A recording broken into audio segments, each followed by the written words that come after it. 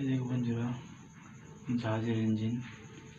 আমি ইঞ্জিন ডিপার্টমেন্টে আছি, তো বেসিক্যালি এতটুকুই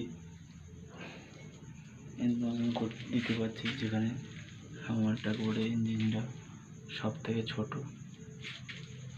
এই যে মিটার বক্স বড় টাকবোর্ডের শিপের আর কি, শিপের সবার থেকে ছোটো ইঞ্জিনটা। আর বলতে গেলে এটা ইঞ্জিনের রুম, এখানে আমাকে থাকতে হবে। এই ডিপার্টমেন্টে আমি কাজ করবো আর কি।